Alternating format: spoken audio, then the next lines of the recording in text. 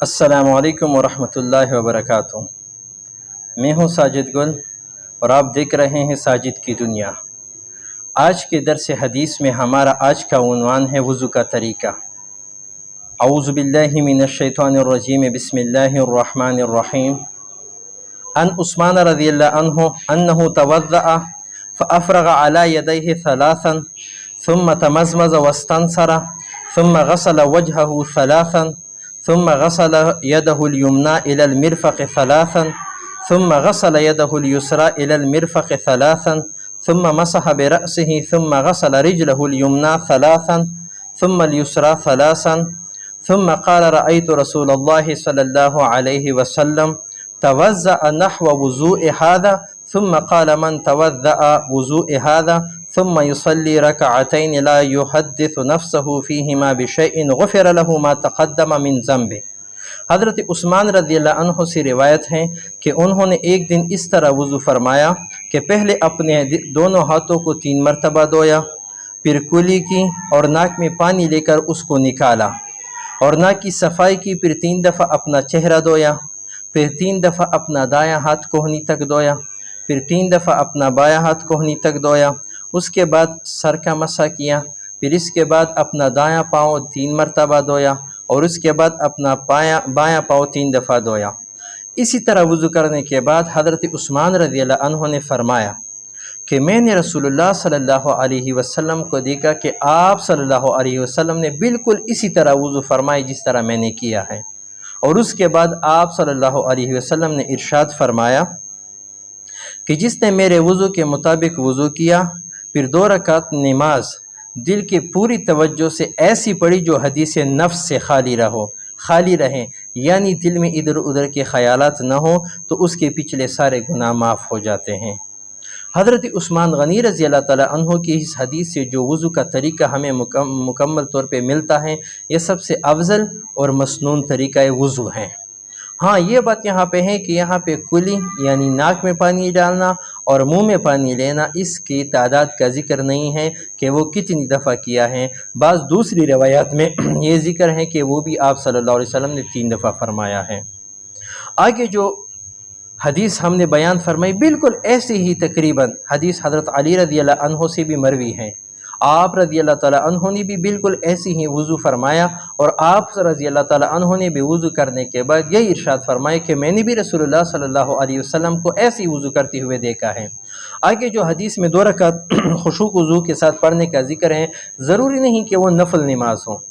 بلکہ جب بھی آپ وضو کریں، اور چاہے وہ فرض کا نماز کا وقت ہو، واجب کا ہو، سنت کا ہو، جون سا بھی نفل یا جون سی بھی نماز کا وقت ہو، آپ مکمل حدیث نفس سے، یعنی جو دل میں ادھر ادھر کے خیالات نہ ہو اور پوری توجہ کے، ہاں دل میں ادھر ادھر کے خیالات آتے رہتے ہیں، آپ کا دل اس کی طرف میلان نہ فرمائیں، میلان نہ کرے، توجہ نہ دیں، یہ ہماری ضرورت ہے۔ اور عبادت کی ریکوائرمنٹس یہی ہیں۔ خشوع خضوع تبھی ہمیں حاصل ہوتا ہے جب ہمارا دل اس کی طرف التفات نہ کرے، اس کی طرف توجہ نہ کرے۔ خیالات آتے رہتے ہیں، آنے دیں، آپ اس کی طرف توجہ نہ کریں، پوری توجہ آپ کی نماز کے الفاظ، افعال اور ارکان پہ مشتمل ہونا چاہیے، اور دھیان اللہ تعالیٰ کی طرف ہوں۔ ایک راوی میں جو میں نے حدیث ذکر کی کہ حضرت علی رضی اللہ تعالیٰ عنہ نے بھی یہی فرمایا، اور حضرت عثمان رضی اللہ تعالیٰ عنہ نے بھی ایسی فرمایا۔ یہاں پہ ایک اور حدیث بھی ہے کہ حضرت عبداللہ بن عمر بن عاص رضی اللہ تعالیٰ عنہ سے روایت ہے کہ سعد بن ابی وقاص رضی اللہ تعالیٰ عنہ وضو فرما رہے تھے،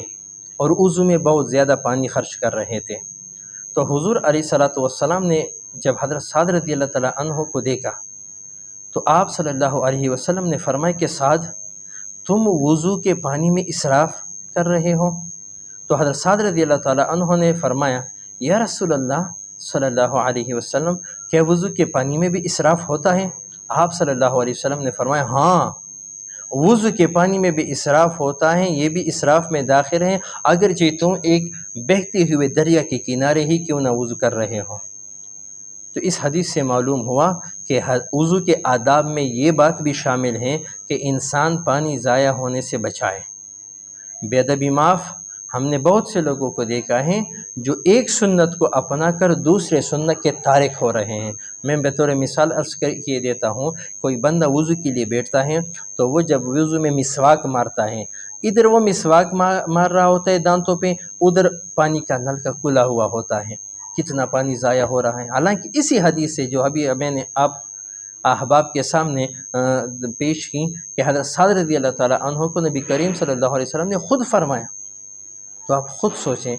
کہ اسراف کتنی بڑی کوتاہی اور گناہ کی بات ہے۔ حضرت مولانا مفتی عبدالرؤوف سکروی صاحب دامت برکاتہم العالی اپنے ایک وعظ میں فرماتے ہیں کہ آج میں ایک ایسے گناہ کا ذکر کرنا چاہتا ہوں جو بہت عام ہیں، بہت عوام تو عوام، خواص بھی اس میں شامل ہیں، اور کسی کا دھیان بھی نہیں ہے کہ یہ میں غلط کام کر رہا ہوں، وہ ہے وضو میں پانی کا اسراف۔ تو میرے دوستوں، انسان کو چاہیے کہ تمام آداب، تمام سنتوں کا دھیان رکھے، خیال رکھے۔ حضرت ابو ہریرہ رضی اللہ تعالیٰ عنہ سے روایت ہیں کہ رسول اللہ صلی اللہ علیہ وسلم نے ایک دن فجر کی نماز کے بعد حضرت بلال رضی اللہ تعالیٰ عنہ سے فرمایا، اے بلال، مجھے وہ عمل بتاؤ اپنا جس سے تمہیں سب سے زیادہ اللہ تعالیٰ سے خیر و ثواب کی امید ہو، کیونکہ میں نے کل رات جنت میں آپ رضی اللہ تعالیٰ عنہ کی جوتوں کی آواز اپنے سے آگے سنی ہے۔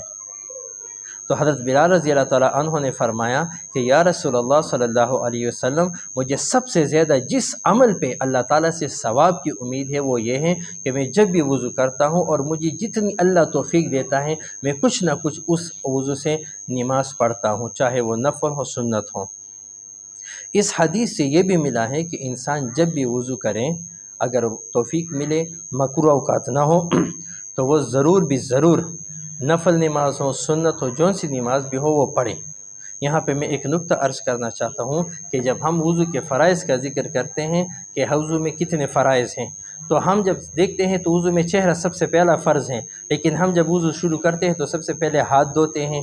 منہ میں پانی ڈالتے ہیں، ناک میں پانی ڈالتے ہیں، حالانکہ وہ تو سنت ہیں۔ تو یہ کیا وجہ ہے کہ سنت کو فرض پہ مقدم کیا ہے؟ تو اس کا جواب علماء نے ایک بہترین نقطہ یہاں پہ ذکر کیا ہے کہ دیکھیں، پانی کی 3 خصلتیں ہیں، ذائقہ بھی ہے، رنگ بھی ہے اور بو بھی ہیں۔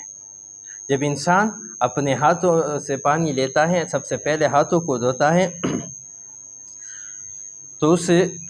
رنگت، یعنی جو پانی کی رنگت ہے وہ اسے پتہ چل جاتی ہے کہ وہ اپنی اصلی حالت میں ہے یا وہ متغیر ہو چکی ہیں۔ پھر جب وہ منہ میں پانی ڈالتا ہے تو پانی کا ذائقہ اسے معلوم ہو جاتا ہے، اور جب ناک میں پانی ڈالتا ہے تو اس کی بو کا اسے پتہ چل جاتا ہے، اور جب یہ تینوں خصلتیں فعال ہوں، ٹھیک ہوں، اس کے بعد پھر چہرہ دھوتے ہیں، جو کہ پہلا فرض ہے۔